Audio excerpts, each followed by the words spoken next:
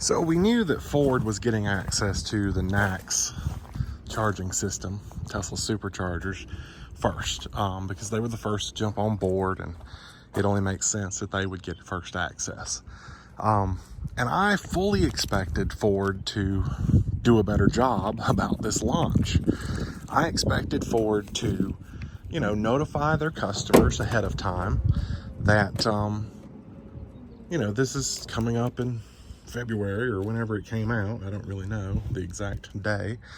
And I expected them to send out adapters with advance notice, just saying, hey, here's your adapter, you're going to need it, whatever. Instead, they waited until the day of launch, and once it was launched, then they were like, oh, hey, you can order an adapter. But as you know, my adapter ordering page did not work, so my adapter didn't get ordered until late, and now it won't be here until August. And so that kind of locks me out of the ability to use Tesla Superchargers with this truck until August. I was also worried about the Ford Pass app not working, just because, I was under the impression that I was going to need that to actually charge the truck with NACS. And I never imagined that A2Z would be the first one to get me an adapter. And I've not opened this yet. I actually don't feel the zipper. Here it is. So let's have a look at their adapter, how it works, and yeah. So this is a lock switch. One of my biggest concerns about the adapter was, is it going to be safe? Can I unplug the Tesla handle while it's charging? That would be a big deal if that were the case. These locks feel like they have buttons in them, so it is to some degree smart. I'm going to flip this back to locked, and I'm going to see if I can push this pin down. I cannot, which I would not expect to be able to. So yeah, it looks like a pretty straightforward adapter. They give you a little case with it. We've got some owner's manual or whatever to go with it. This is how it came. The paper was not in this. It was like that, and these two items were in a box, so that was weird. Just a regular brown shipping box, not like a company's manufacturer box. Anyway, let's go to the Tesla Supercharger. I have to update my Tesla app, which is still happening there. Let's go to the Tesla Supercharger and try to charge the truck. I think it's obligatory at this point. We have to do it. Now, Rivian has not released their update yet. They did release a software update yesterday that adds Tesla Superchargers to their navigation, but you still don't have the access to activate the charger from the Rivian or for the Rivian. If you try, it just says unauthorized vehicle, and that's it. This month, we're supposed to be getting access this month. And unfortunately, Rivian hasn't made any effort either about doing, pre-planned adapter release. They'll probably announce the release of the adapters the same day that they open it up. There's probably going to be no advance notice, and then those who find out first will get their adapters first, and then everyone else will have to wait till August. So yeah, but luckily this should work. Now, whenever I first talked about the A2Z adapter and, just everything to do with it, I said that it would be a paperweight, and I made some pretty strong comments about it. The company wanted to prove me wrong, and they sent me one for free for review. The reason that I said that is because I figured Tesla would ban the use of these adapters, and they did. They have come out already saying that these adapters are banned from their chargers because they're not official OEM. The great news about that is this is just an adapter. It does not have a brain. all it does is create a communication between this to that. And all the Supercharger sees is that there's a lightning connected. That's all it can tell. It knows the VIN, it knows the certificate of whatever it needs to be able to charge, and it allows it. It doesn't know what kind of adapter is doing that, which is the biggest thing as far as this adapter not being a paperweight, because it has no clue that the adapter is not official. I didn't charge the truck last night, but we are not at a low state of charge by any means.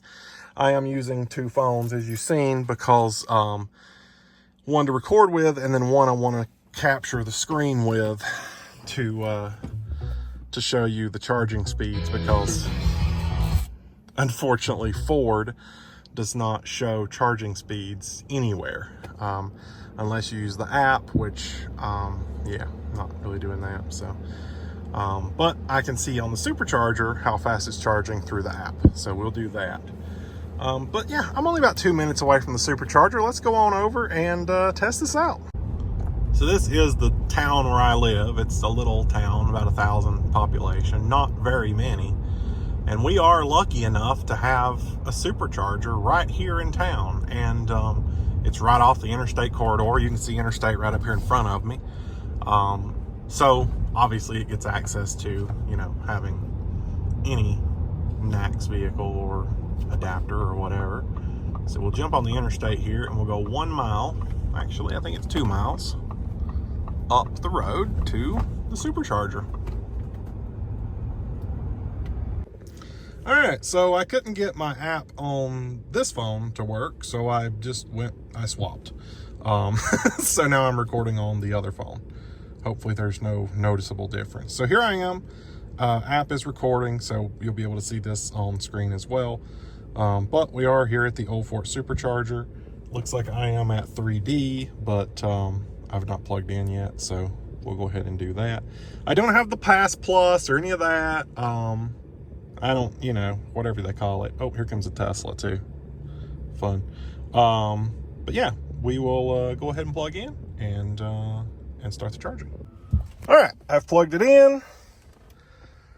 Let's charge here.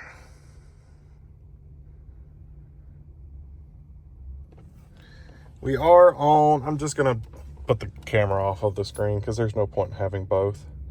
Charge here. We're on 3D, which is here, start charging. I don't even know if that credit card's accurate. I just selected it. Yep, we did that.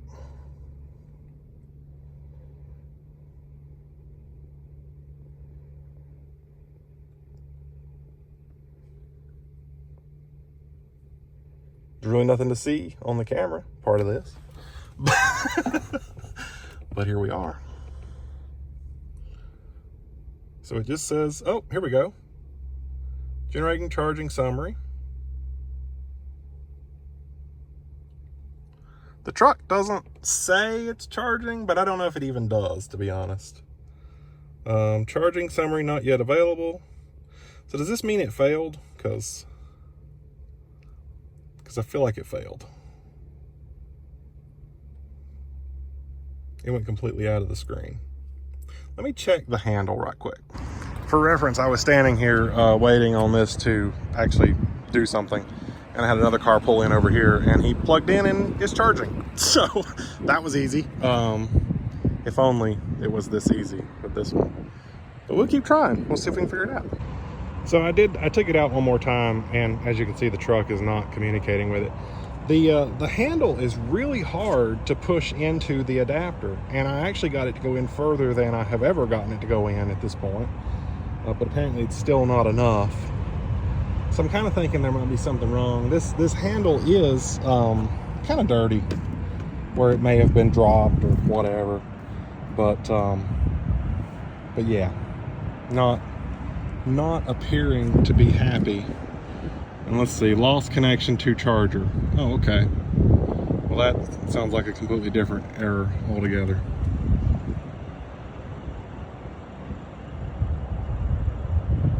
It acted like it was actually charging, but the truck was not showing charging. Let's just try to activate it one more time without unplugging it. Let's see what happens.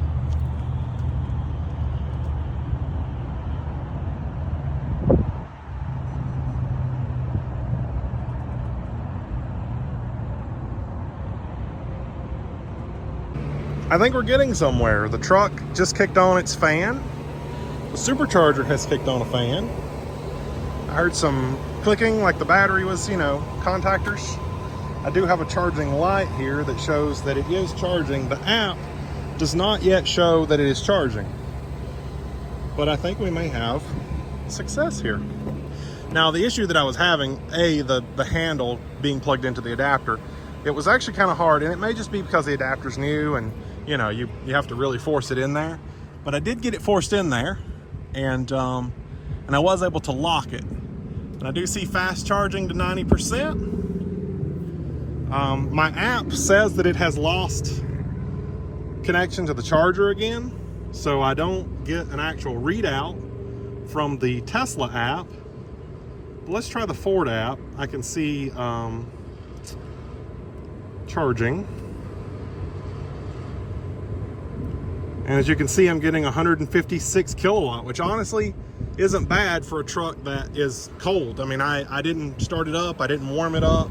I just, I got in it at home, I drove it 3 miles here, and boom, charging at 156 kilowatt.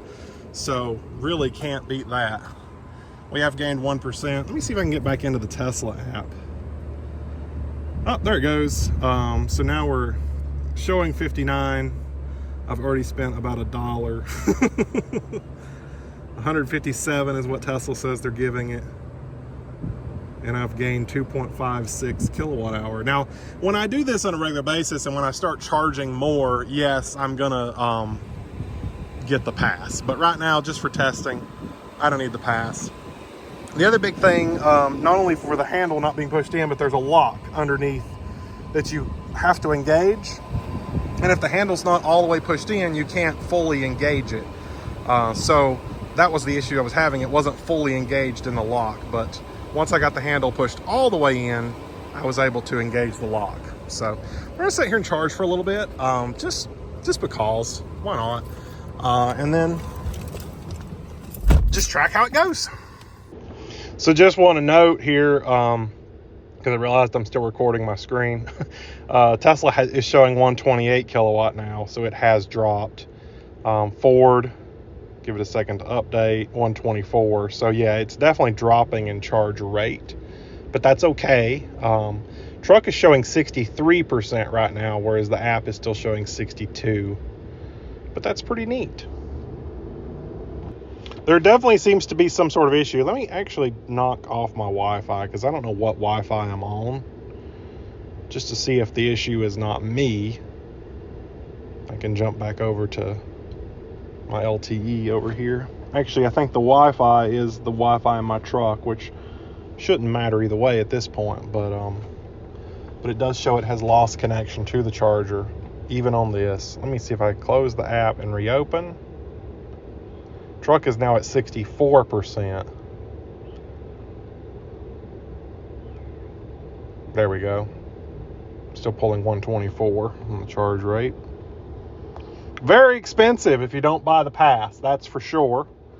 I would definitely buy the pass. I do like that Tesla is giving you this daily and trip indicators like they do in their normal cars. Between 60 and 80 would be daily, and anything above is trip. With Ford, they actually reserve off so much of the battery that you can charge to 90 and you're still only using that 80% of the battery, because the top end is just reserved. You can't even do anything with it. Tesla gives you a little bit more access to your battery for when you need it, which is why they say 80%. You could actually charge to 100% in these Fords and not completely damage the battery, because you're still only at about 90% of the battery being used. So it'd be fine. And we've lost connection to the charger again. That's I don't know if it's just something with this particular site, something's going on, but that seems to be happening a lot. Let's just jump back over here. What does the truck say it's getting? 124 still. 124 kilowatt, 66%. If I stayed until 90%, I'd be done at 341. So about 31 minutes. Not going to do that though. That's cool. I just got that as well. So I'm showing 15.3 delivered. Let's see if Tesla will refresh here. 15.1 delivered. So maybe a little behind. What I'm interested to see, I'm going to actually go to about 70% here, but I'm interested to see what happens when I stop the charge, because it says my charging fees are $6.75. I'm sure that doesn't include tax or whatever. So will that amount jump once it's finished? And hopefully I can actually get connected to the station to stop it, because I don't ever just unplug my truck. I'm gonna try to stop it first. And right now the only way I see to do that is with this app. There is a button on the truck I could use outside. Maybe I've never done that. So the truck is now at 69 and the app is showing 67. So I think it may just not be refreshing again. But I've got someone outside the truck just walking around. Cool. So yeah, I have lost connection. We are at 70, but I don't know if I can actually stop it if it doesn't have connection to the charger. So that's interesting.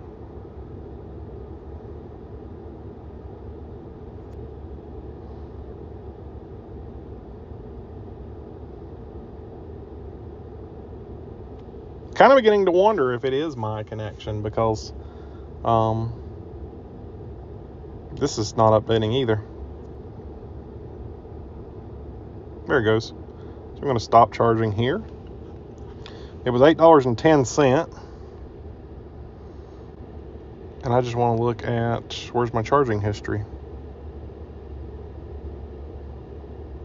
Yeah, I have a lot of miles, but that can't be used here.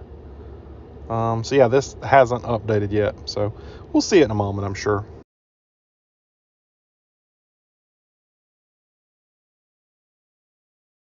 Remember how I said no one ever uses the Supercharger? This happened while I was sitting there charging, so that's cool. So now that I can sit down and take a closer look at this with you, just to show you how it looks. Obviously got a little dirt on it from the Supercharger, but I am noticing some heat now that I've, I mean, when I pulled it out, I didn't feel like it was that hot, but now I can feel the plastic is warm. So that's interesting, but I mean, I guess to be expected. So it does have this lock here, which is a manual/digital lock. And it also has one on the top, which is kind of the same thing. It has a button in it. It's clearly doing something. So what this does, basically, if this button is pressed or if this one is unlocked, it just cuts all communication with the vehicle. That way, the charger will stop immediately. I like that. That's a really good safety feature for this. Overall, I think it works great. It serves a great purpose. Personally, I like the Ford one better, just because you don't have to fumble with this lock. You don't have to do all this. When you plug it in, it locks. You have to pull down to unlock it. But it's still a good good adapter. It's a good option. And I'll definitely be using it for the next few months until either Ford or Rivian sends me their adapter, because I got my Ford one ordered. It just isn't here yet. And my Rivian one, I haven't even been able to order it yet. But until then, I'll use this one. I just want to say that by ending the video here, I was super critical of A2Z in the beginning. And I did speak with the CEO, and we had a conversation over the phone. He was a real down-to-earth guy, and he was happy to answer any questions I had, which, my main concerns were, is it safe? Is it going to be a safety hazard? And I think it's a very safe product. In some cases, maybe even too safe, because, like I said, this switch on the bottom here is a little inconvenient, but that's just personal preference. Usability, it works. It works great. And And funny enough, I didn't expect that it would be my only option for the next few months until Ford finally ships the one that I ordered from them, or hopefully I can get an order in for my Rivian adapter in the first, batch, and maybe get it within a month or two. That would be great. Don't know if that's going to happen. But until then, I am super happy to have this one from A to Z. And like I said, I even got it for free. So super happy with what we've got here. If I had to buy it and it were available today, which I believe it is now, you can actually order it. But if I had to buy it versus wait on the Ford one, I probably would at this point, just because having access to Tesla Superchargers is a huge plus to owning an EV. And honestly, I probably would not have considered the F-150 Lightning had that not been one of the many options of, it will get access to Tesla Superchargers in the near future, and that'll be super useful for me. So, yeah, can't wait to actually put this to use. I don't have any planned trips coming up, but now that I know I can, it'll be a lot easier to actually want to take it. Or the Rivian. Hopefully, rumor has it Monday, the 18th, which is actually the day after this video goes up. We're supposed to get access on Rivian, and if that's so, I will have a video up right away, because, there not many people have adapters at this point that can post a video, and I'm trying to jump on this opportunity while I have it, so hopefully I can get some views out of it, maybe some subscribers. If you like what you see, subscribe, because this is what we do all the time. Anyways, I'll see you guys in the next one.